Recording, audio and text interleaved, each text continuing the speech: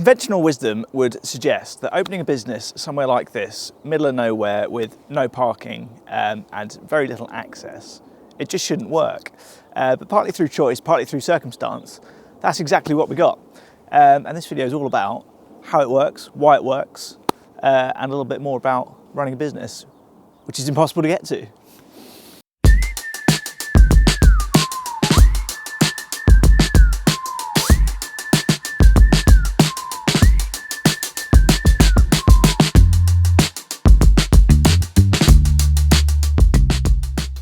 First up, you have to differentiate between convenience and an experience. And those two things are very different. Now, if you want a coffee, you could maybe go to one of the, I think there's 12,000 of those Costa Express instant machines in petrol stations, that sort of thing.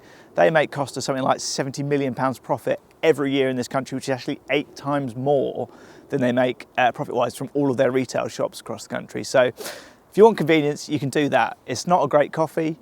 It's not something you'll tell your mates about. It's not particularly memorable. It fulfills a function. Same as, you know, your general high street shops, which will be, or high street coffee shops, which are outside train stations and in places with high footfall where people, high volumes of people want high volumes of stuff for convenience without a detour, nice and easy.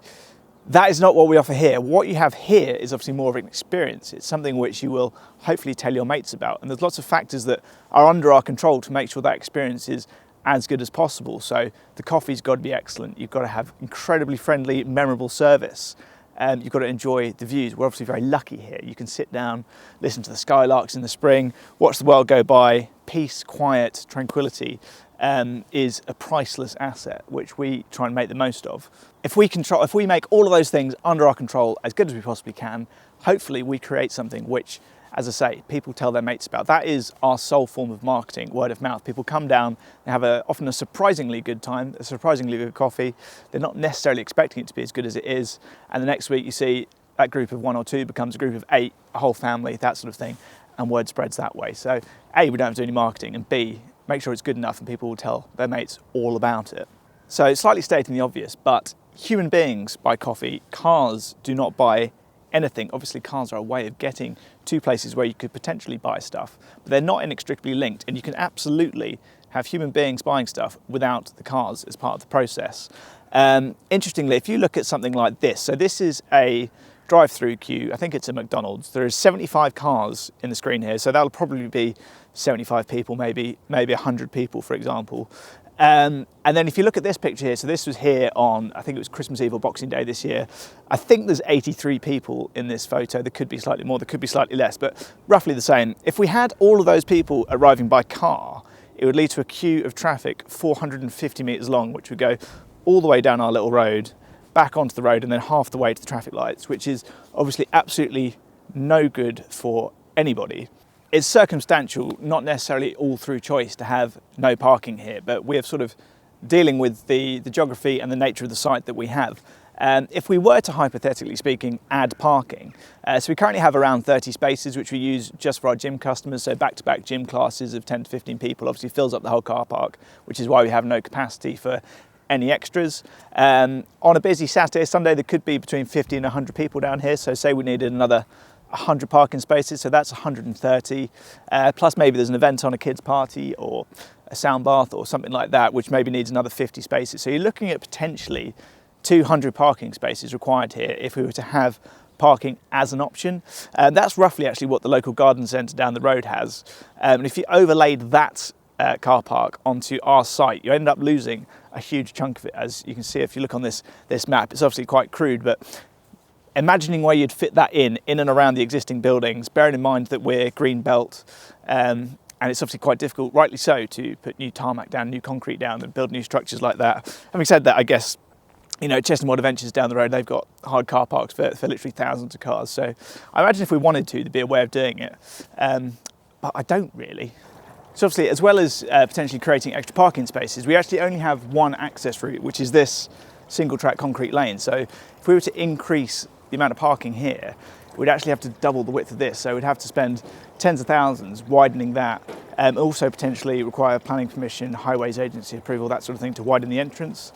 So it's quite clearly defined in our premises license, actually, having consulted with like fire, police, council, etc. Through that process. So to maintain emergency vehicle access at all times, you basically can't have more than 30 cars per hour anyway, which is quite an easy number to work with for us. If we have more than that, we have to have parking attendants and things for specific events. But the logistics and cost of adding extra road as well as the parking is obviously not inconsiderable. And the other factor obviously is that I live in that house right there, and if we turned this whole place into a car park, I'd have to live next door to it, and I don't want that, to be honest with you, as much as anything else. So lots of reasons why adding parking is difficult, expensive, and not something you want or actually need to do, certainly at this stage. Now, having said all of that, I'm pretty sure we would be able to open up to parking if we wanted to. There'll be a few changes we can make around the site to open that up on a small scale, but we're not even remotely close to considering that. There's a number of reasons behind that, but I think the key thing for us is everyone who comes down, makes the effort, really appreciates the space, and that gets manifested in so many ways. But the main things are we have no issues with things like litter, with antisocial behaviour.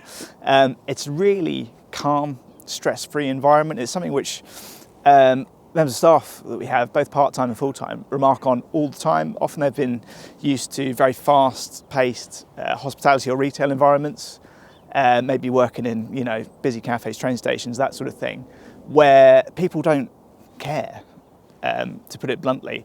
And they always say customers are so much nicer to them than they've ever experienced anywhere else. The vibe is great. It's a lot more chilled out. It's a lot more friendly and fun. And obviously it can get pretty hectic on Saturday, Sunday morning where we're doing 50 to 100 coffees in an hour. But it's never a problem, and no one's in a rush because you've made, you're stopping here in the middle of a 5-hour bike ride or a 2-hour dog walk, that sort of thing. So if you have to wait an extra 2 minutes for your coffee because it's busy, it doesn't matter. You're not going to miss a train. You're not going to, miss out on anything for the rest of your day. So having that stress-free environment is really valuable and really important, and something which we want to preserve. And not to mention, we've actually got the A243, which runs straight past the end of our road. It's like a 2-minute walk from there to right here. 20,000 cars a day go down there. If we took, 1 in 100 cars diverted down here to get a coffee, that's 200 cars, which would bring the whole site to a standstill because we couldn't accommodate it, which is why we have a blanket ban of nothing, basically. But if you look down the A243, the hedgerows, the ditches, everything is filled with Costa coffee cups, Starbucks cups, McDonald's bags, everything. And that culture of instant consumerism, where people take something, don't really value it, launch it out the window of the car when they're done with it, I don't want that here. And so finally, I just wanted to touch on more of a wider point around sort of pedestrianisation and car-free areas. So actually a lot of the success that we've had here has stemmed from the fact that we opened up during COVID, and some of the first things we did back in March and April 2021, we had pop-up restaurants, and the first iterations of the cafe was because we had an outdoor setup where we could do food and drink, and everywhere else in the area was still closed under COVID rules until, I think it was till May that year. And then Eat Out to Help Out obviously came in. But having a space which people can walk to, they absolutely loved it back then. And maybe if we had started outside of COVID, it wouldn't have had quite that initial impetus that we got. But the other thing you notice from COVID, obviously cities up and down the country, around the world actually as well, started pedestrianising high streets and parts of city centres in order to generate footfall. You look at, I think, Bristol, Oxford, Birmingham, obviously Northcote Road in Clapham, Soho, all had huge uplifts in footfall through their hospitality businesses by allowing on-street dining through removing the through traffic off the roads. Some of that's stuck, some of that's gone, sadly, just due to the political issues with removing car access. But the reality is, if you look at places, even in London, imagine Covent Garden with traffic, or Cardiff city centre, or parts of Edinburgh. Imagine reintroducing cars to these places. It ruins it. Cars literally ruin cities.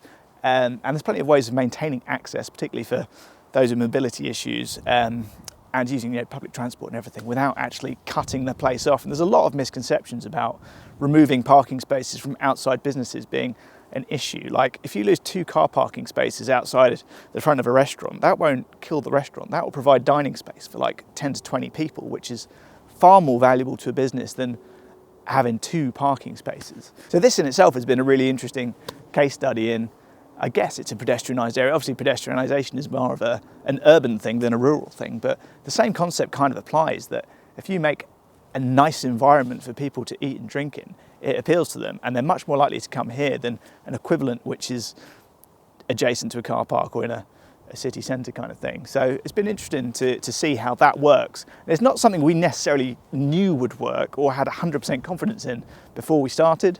I mean, if we walked into a bank 3 years ago and said, I want to open a cafe, this spot, nobody comes here. There is a footpath which nobody ever used. Why would you use it? There's no reason to come here.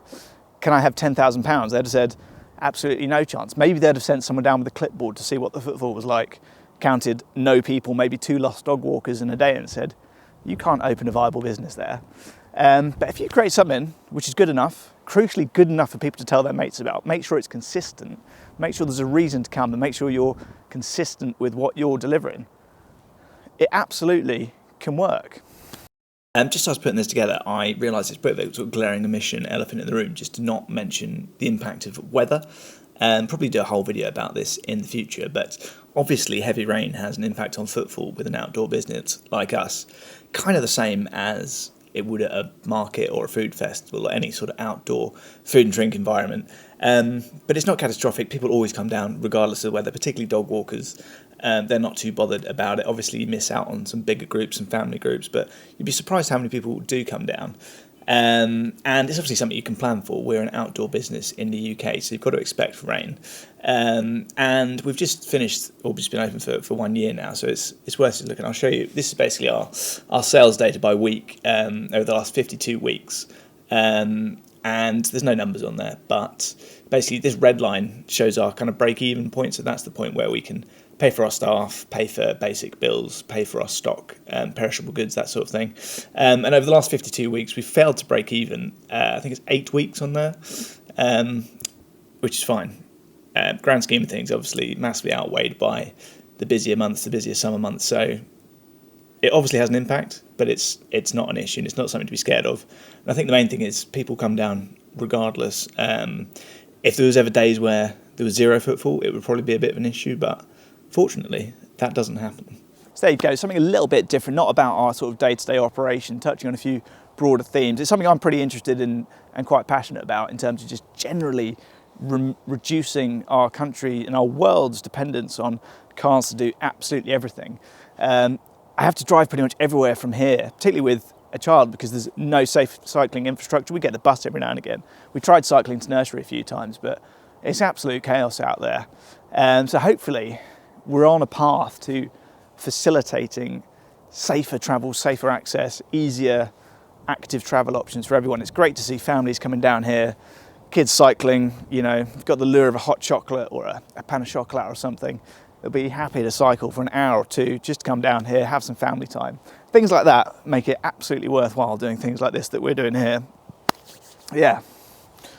Please comment, subscribe, ask us any questions. As I say, it's something a bit different to what we've been doing on this channel so far, but as I say, we're interested in it, we're in the middle of it, and we're very engaged in it, so fire away. Thank you for watching.